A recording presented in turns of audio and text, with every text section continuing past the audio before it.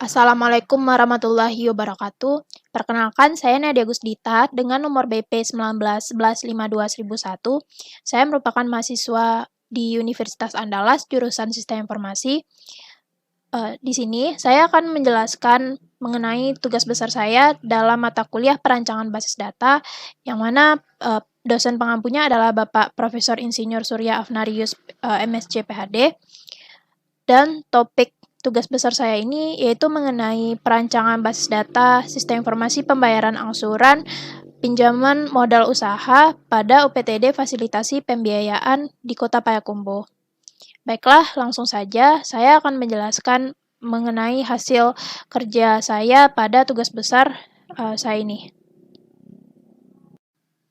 Baik, yang pertama kita mulai dari laporan yang saya dapatkan pada kasus pembayaran angsuran pinjaman pada UPTD Fasilitasi Pembiayaan di Kota Payakumbuh tersebut.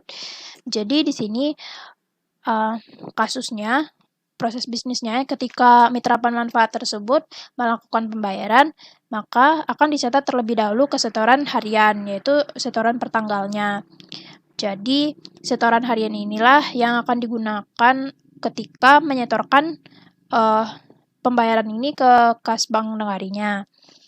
Jadi, yang pertama, setelah dicatat di setoran harian ini, kemudian akan dipindahkan data-data pembayaran tersebut ke yang namanya kartu kontrol. Jadi, kartu kontrol ini dicatatlah riwayat pembayaran yang sudah dilakukan oleh mitra pemanfaat untuk masing-masing mitra pemanfaatnya. Jadi, di sini ada bulannya, kemudian seterusnya gitu.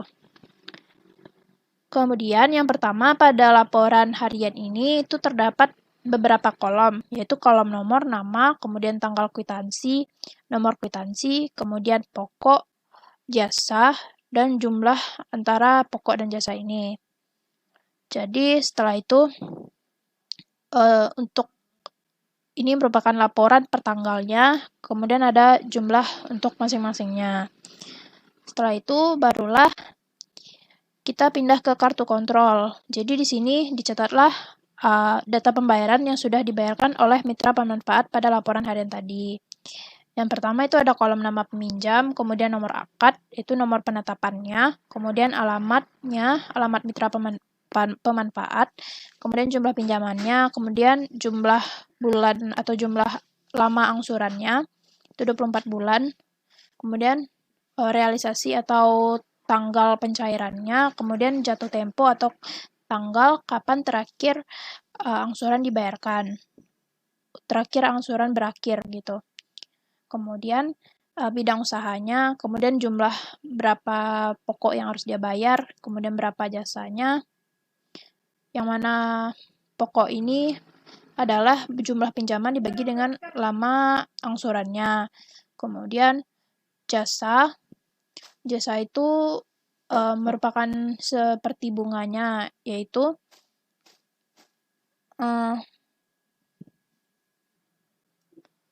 yang mana bunganya itu adalah dikali dengan 8% per tahunnya, maka dapatkanlah jasanya. Kemudian cicilan adalah jumlah antara pokok dengan jasanya. Kemudian di sini dipindahkanlah kapan dia bayar, kemudian berapa pokok dan berapa jasa yang dia bayar, dan berapa jumlah yang dia bayar untuk masing-masing bulannya. Kemudian sisa pokok ini adalah sisa pokok yang setelah berapa yang sudah dia bayar. Kemudian sisa jasa begitu juga, dan sisa pinjaman adalah jumlah dari sisa pokok dan sisa jasa ini. Jadi dari tabel ini maka sudah dirancanglah sebuah IRD yang akan dibangun database-nya. Ini merupakan IRD-nya. Jadi di sini ada 5 tabel. Yang pertama itu ada tabel mitra pemanfaat. Jadi tabel mitra pemanfaat ini digunakan untuk menyimpan data-data dari mitra pemanfaatnya. Mitra pemanfaat yang sudah atau memperoleh pinjaman. Di sini primary key-nya adalah nomor registrasi. Kemudian di sini ada foreign key ID bidang usaha. Tabel bidang usaha ini yang menyimpan data-data dari bidang usaha dari mitra pemanfaatnya, itu ada nama bidang sama nama jenisnya. Jadi nama bidang ini berupa misalnya bidangnya pertanian atau peternakan, dan nama jenisnya ini yang mendetailkan secara detail apa usaha dari mitra pemanfaatnya, judul usahanya gitu.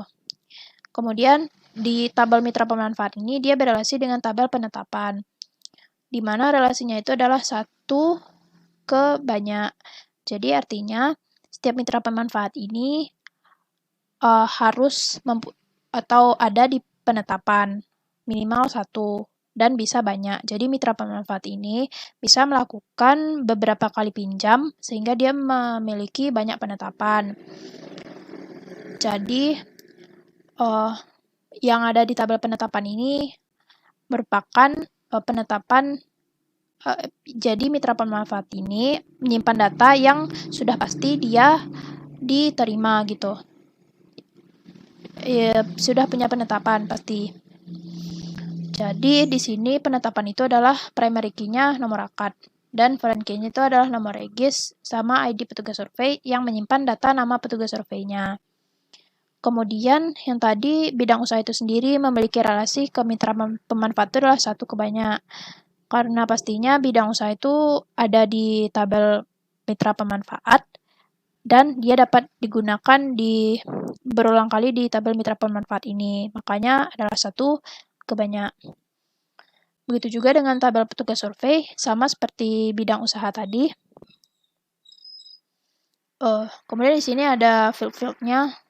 Field-field dari penetapan itu ada tanggalnya, jumlah permohonan yang dilakukan mitra pemanfaat, kemudian jumlah penetapan yang akhirnya disetujui gitu.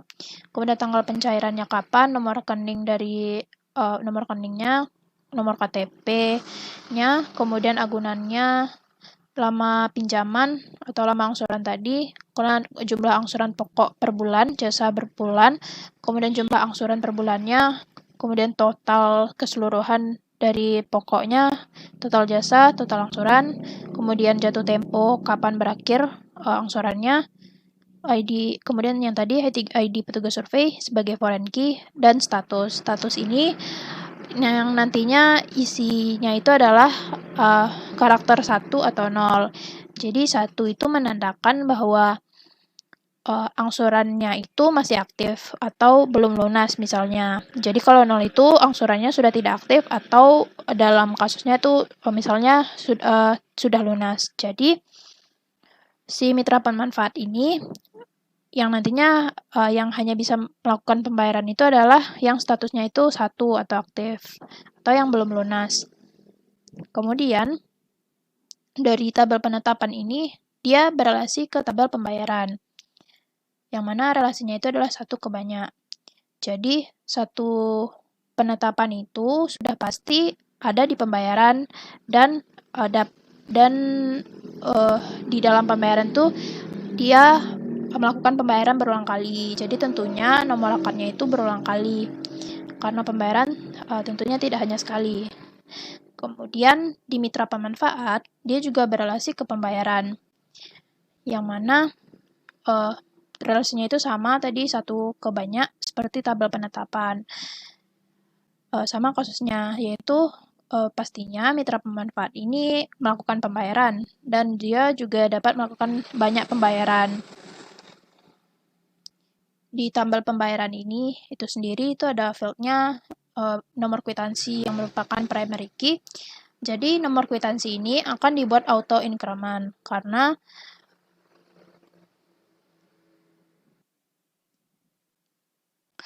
agar memudahkan bagi user dari sistemnya nanti sehingga dia tidak perlu menginputkan nomor kwitansinya. Jadi nomor kwitansinya akan otomatis nambah. Karena sifatnya nomor kwitansi ini hanya menyimpan data berupa angka, maka auto increment dapat dilakukan gitu. Jadi, kemudian tabel pembayaran ini ada tanggal kwitansinya, kemudian berapa pokok yang dibayar dari si mitra pemanfaat, berapa jasa yang dibayar, dan jumlah bayarnya berapa. Kemudian dari ERD ini, saya sudah membangun database-nya itu dengan menggunakan MySQL. Jadi inilah hasil dari database yang saya implementasikan ke MySQL. Di sini ada tabelnya bidang usaha, mitra pemanfaat, pembayaran, penetapan, dan petugas survei. Jadi yang pertama, bagian fokus saya tuh ke tabel pembayaran. Di sini sudah ada strukturnya itu nomor kwitansi, nomor akad sebagai foreign key, nomor regis, tanggal kwitansi, bayar pokok, bayar jasa, dan jumlah bayar. Untuk tabel lain itu strukturnya seperti ini untuk bidang usaha. Kemudian mitra pemanfaat seperti ini, dia punya foreign key ID bidang usaha, dan primary key-nya adalah nomor regis. Untuk tabel penetapan seperti ini, dia punya foreign key nomor regis dan ID petugas survei, dan primary key-nya adalah nomor akad. Dan petugas survei, struktur tabelnya seperti ini. Kemudian, dari database yang sudah saya bangun ini, saya implementasikan ke sistem yang sudah saya bangun. Itu sistemnya seperti ini. Yang pertama, tampilan awalnya di sini ada navigasi bar, yaitu laporan pembayaran sama rekap pembayarannya. Di sini data-data yang tampil yang ada pada yang berasal dari database. Yang pertama, kita coba untuk melakukan tambah data pembayaran. Jadi, setelah diklik tombol tadi akan muncul ke formnya, di mana form ini sistemnya adalah seperti ini. Yang pertama, kita akan memilih nama mitra pemanfaatnya terlebih dahulu. Jadi, nama mitra pemanfaat yang tampil ini merupakan hanya mitra pemanfaat yang status dari penetapannya itu adalah 1 atau masih aktif. Jadi, yang bisa melakukan pembayaran itu adalah yang hanya statusnya masih aktif.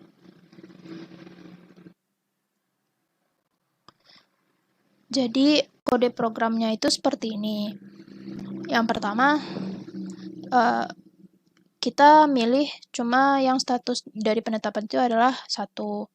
Jadi, otomatis nama yang ditampilkan itu adalah nama yang penetapannya itu adalah 1. Kemudian select-nya itu sudah di-join-kan antara tabel mitra pemanfaat dengan tabel penetapan, karena kita membutuhkan data di mitra pemanfaat. Jadi ketika saya pilih nama Rena ini, maka nomor akad yang akan tampil otomatis nomor akad, bayar pokok, dan bayar jasanya. Kemudian begitu juga jumlah bayar sudah dikalkulasikan otomatis. Jadi, nomor akad yang tampil ini adalah nomor akad yang mana penetapan statusnya itu adalah 1 atau masih aktif. Jadi, biarpun misalnya Anna Mariana ini 2 kali punya nomor akad, maka yang ditampilkan itu adalah nomor akad yang masih aktif. Jadi, mari kita lihat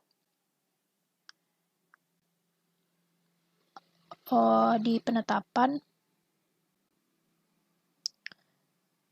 yang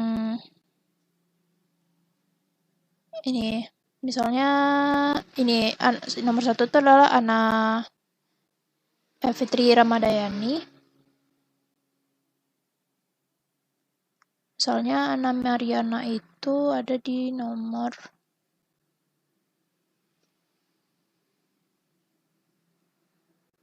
mana ya?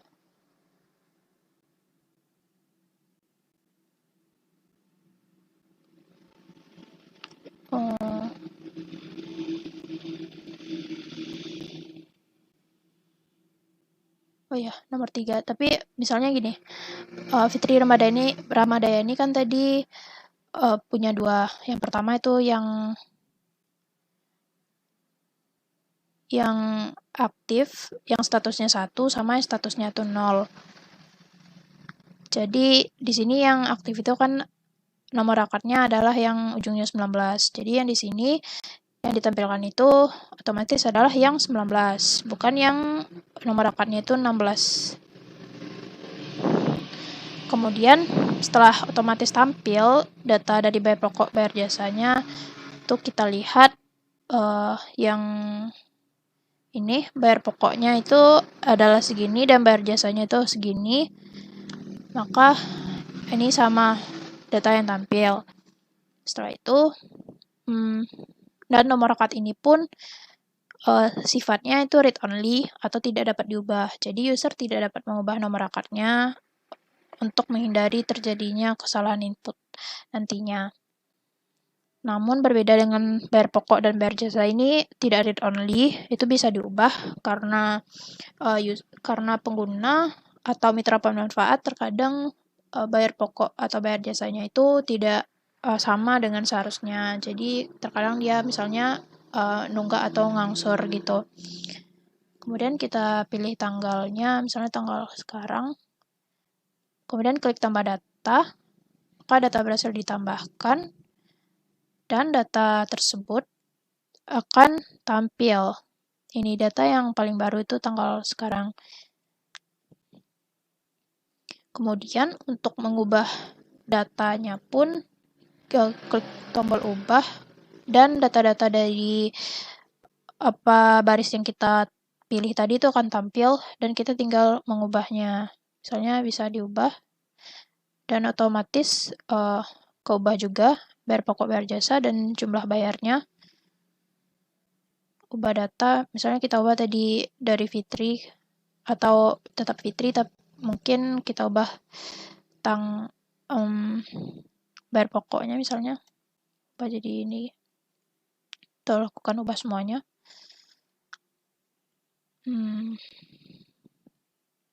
Tanggalnya.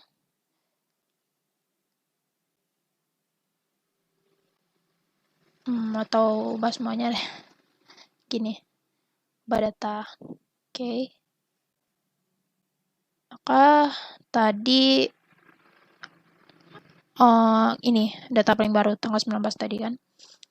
Kemudian untuk hapus tuh misalnya ini kita hapus data yang tanggal 19 tadi. Hapus. Oke, data berhasil dihapus. Dan datanya akan menghilang. Terhapus. Kemudian di sini juga ada fitur pencarian berdasarkan semua keywordnya. Misalnya kita cari Fitri, maka akan muncul data Fitri. Refresh, misalnya Dewi, jadi gitu. Kemudian misalnya kita pilih cari berdasarkan nomor akadnya. Cari, maka akan muncul nomor akad yang 19 tadi. Ini kita sebenarnya bisa milih semua, kita bisa memfilter berdasarkan semua keywordnya. Misalnya yang bayar pokoknya 125 misalnya. 125. 25.000. Jadi akan muncul lah yang 125.000. Kemudian itu di sini juga punya fasilitas cetak. Misalnya kita mau cetak yang tanggal 8 karena dalam kasusnya itu setoran harian itu dia laporan hariannya berdasarkan tanggal. Pada itu di sini kita cetaknya juga berdasarkan tanggal. Misalnya cetak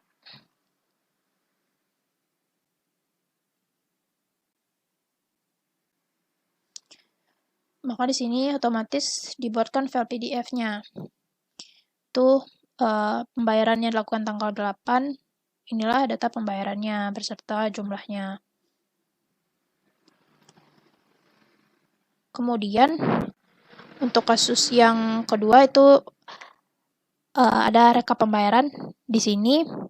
Disinilah fungsinya, yaitu rekap pembayaran adalah untuk merekap data-data pembayaran harian tadi menjadi untuk masing-masing nama mitra pemanfaatnya. Jadi lebih terekap gitu, terstruktur.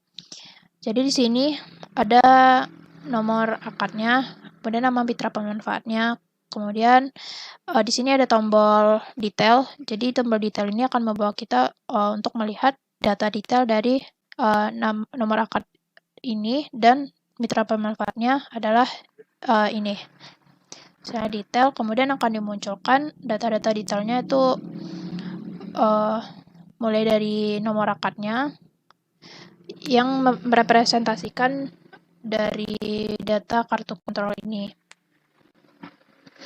Itu ada nomor akad, bidang usaha, jumlah pinjaman, kemudian hingga kalkulasi angsuran pokok per bulan, angsuran jasa, kemudian total angsuran pokok, dan total pokok sudah dibayar, total jasa sudah dibayar, total angsuran sudah dibayar, dan sisa pokok, sisa jasa, dan total sisa angsurannya.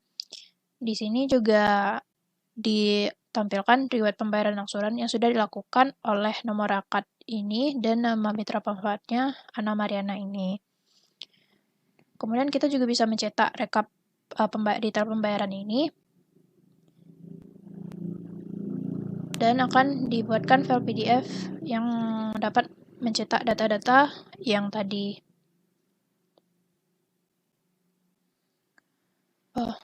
Kemudian kenapa laporan ini cukup berbeda, field-field yang ditampilkan ini cukup berbeda dengan laporan hariannya tadi, yang mana laporan harian itu kan tidak ada nomor akadnya. Jadi di sini saya tambahkan nomor akad agar lebih informatif. Jadi itu adalah nama mitra pemanfaat yang mana dan nomor akad yang mana, karena diketahui bahwa mitra pemanfaat tersebut dapat melakukan berulang kali akad gitu.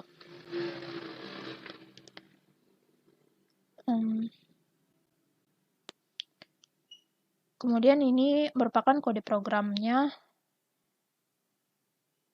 Yang pertama itu index.php, yaitu untuk sebagai halaman utama dari sistemnya. Jadi di index.php atau data-data yang ditampilkan di sini itu hanyalah data yang statusnya itu 1 atau masih aktif, data-data pembayaran yang masih aktif. Ini data pembayarannya masih aktif. Kemudian dia diurutkan secara ascending berdasarkan nomor kwitansinya. Yang mana kita tahu tadi nomor kwitansi dibuat auto increment, jadi kita tidak perlu menginputkan nomor kwitansinya dan nomor kwitansinya itu akan menambah otomatis. Jadi dengan hal seperti ini diharapkan tidak ada nomor kwitansi yang sama dan user tidak perlu repot melihat mana nomor kwitansi yang selanjutnya atau sehingga tidak sama gitu.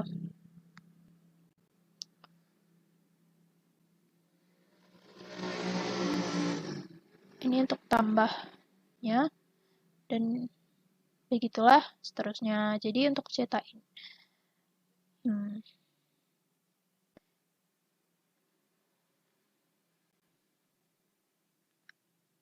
baiklah, segitu saja yang dapat saya sampaikan. Mohon maaf atas kekurangan dan kesalahannya, Pak.